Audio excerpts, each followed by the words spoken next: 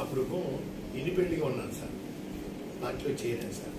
Party ఆదేశాలు శిరసావహిస్తాను అని చెప్పాను. పార్టీ ఆదేశిస్తే ఏమైనా చేస్తాను.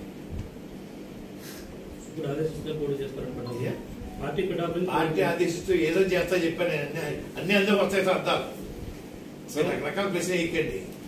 పార్టీ ఆదేశిస్తే ఏదైనా చేయలేదు సిద్ధమండి. మామూలు అవమానం కాదు సార్.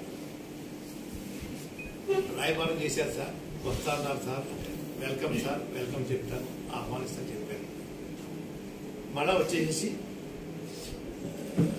జనవరి 20 తరగతిలోకి వస్తున్నారండి. లేదు అయ్యే చెల్లిస్తున్నాం వస్తున్నారు చెప్పడం జరిగింది సార్. 23 వచ్చేసారండి.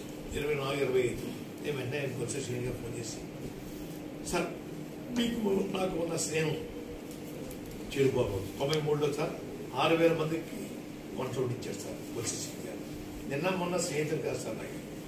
ఆ సైకిల్ ర్యాలీకి 6,000 మందికి భోజనం ఇచ్చారు సార్.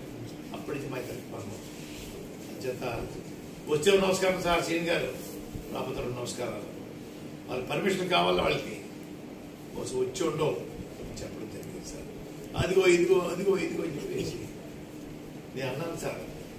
తర్వాత వాసు గారు ఆయన వచ్చారండి, కలుస్తాను. ఎందుకండి 70-80 సీట్లు పొడి చేయండి, ముఖ్యమంత్రి షేరింగ్ అడగండి, నేను శరీరం దాచుకోకుండా పని చేస్తాను. 20 సీట్ల కోసం అన్నింటికీ ఆహ్వానిస్తారు. ఎందుకంటే దేనికోసం సేవ చేయాలా? మీకు ముఖ్యమంత్రి ఎట్లా చెప్పండి. ఫస్ట్ మీకు ముఖ్యమంత్రి మీకు 2, 3 చంద్రబాబు నాయుడు గారు పంచుకుందాం, 70-80 సీట్లు మీకు తీసుకోండి అని ఆఫర్ చేసి ఉంటే అప్పుడు చెప్పండి సార్, చేస్తాను. ఇంకోటి కూడా చెప్పాను సార్ వాసు గారికి, అయ్యా వాసు గారు, చంద్రబాబు నాయుడు గారు జైలుకి వెళ్ళిన తర్వాత వాళ్ళకి పూర్తిగా భూస్థాపితం అయిపోయింది. పవన్ కళ్యాణ్ గారు జైలుకి వెళ్ళి చూసి వచ్చిన తర్వాత బయటకు వచ్చి భరోసా ఇచ్చిన తర్వాత గ్రాఫ్ విపరీతంగా పెరిగిందండి. మీ వల్ల పెరిగింది గ్రాఫ్. చంద్రబాబు నాయుడు గారు ఏం చేయాలా? కళ్యాణ్ గారు జరిగిపోయింది, ఇతను ఆఫర్ పొడి చేసుకుందాం, ముందు మీరు 2 తీసుకోండి, తర్వాత నాకు 3 ఇవ్వండి అని అడిగి ఉండాలా వాసు గారు? అటువంటి మాట కూడా పొందడానికి మీకు అర్హత లేకుండా పోయిందే. కానీ మీరన్నా అడగాలి కదా. నేను ఏం చేస్తాను సార్, 20 మంది కోసం ఏం చేస్తాను సార్ సర్వీస్? అలాగే బీజేపీ వారు అడిగారు సార్, మిథున్ రెడ్డి వస్తున్నారు అనుకుంటే బీజేపీ నుంచి ఫోన్ నేను అన్నానండి, నాకు అబ్బాయికి మంచి పదవులు ఇవ్వద్దు, మా కుటుంబం కోసం కాదు. మీరు 175 సీట్లు పోటీ చేస్తే చెప్పండి, నేను పనిచేస్తాను.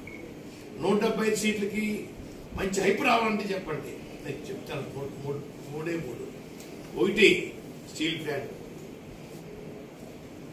ప్రభుత్వం ఆధీనంలో ఉంచుకుంటామని చెప్పండి. 2 ప్రత్యేక హోదా ఇవ్వండి. 3 పోలవరం ప్రాజెక్ట్ మీ కేంద్రం టేకప్ చేస్తాం అని చెప్పండి.